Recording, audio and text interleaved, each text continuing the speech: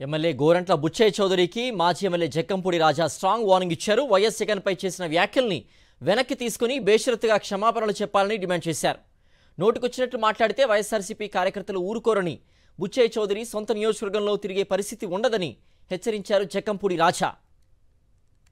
Law and order పరిస్థితి అత్యంత దయనీయమైనటువంటి పరిస్థితికి వెళ్ళింది అని చెప్పి ఇవాళ రాష్ట్రంలో జరుగుతున్నటువంటి సంఘటనలు ఏది చూసినా కూడా కనిపిస్తూ ఉన్నాయి చాలా స్పష్టంగా.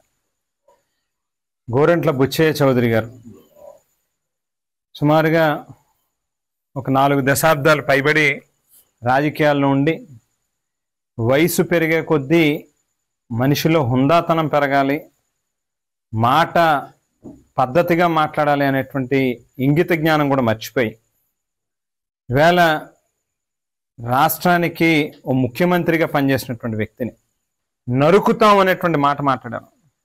మీరు కనుక దానికి క్షమాపణ చెప్పి పొరపాటు మాట్లాడాను, తప్పు మాట్లాడాను అనేటువంటిది మాత్రం అంగీకరించకపోతే ఖచ్చితంగా మీ మీద రాజమండ్రిలో కూడా మీ సొంత ఊరిలో ఇక్కడే ఈ జిల్లాలో ఈ రాజమండ్రి నగరంలోనే మీరు తిరిగేటటువంటి పరిస్థితి కూడా ఉండదు అనేటువంటిది మాత్రం ఈ సందర్భంగా హెచ్చరిస్తాను.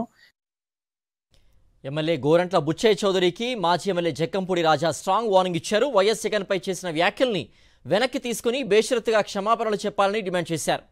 నోటికొచ్చినట్లు మాట్లాడితే వైఎస్ఆర్సీపీ కార్యకర్తలు ఊరుకోరని, బుచ్చయ్య చౌదరి సొంత నియోజకవర్గంలో తిరిగే పరిస్థితి ఉండదని హెచ్చరించారు జక్కంపూడి రాజా.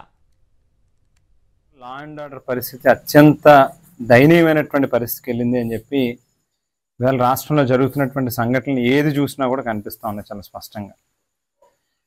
గోరంట్ల బుచ్చయ్య చౌదరి గారు సుమారుగా ఒక 4 దశాబ్దాలు పైబడి రాజకీయాల్లో ఉండి వయసు పెరిగే కొద్దీ మనిషిలో హుందాతనం పెరగాలి, మాట పద్ధతిగా మాట్లాడాలి అనేటువంటి ఇంగిత జ్ఞానం కూడా మర్చిపోయి ఇవాళ రాష్ట్రానికి ఓ ముఖ్యమంత్రిగా పనిచేసినటువంటి వ్యక్తిని నరుకుతాం అనేటువంటి మాట మాట్లాడాను.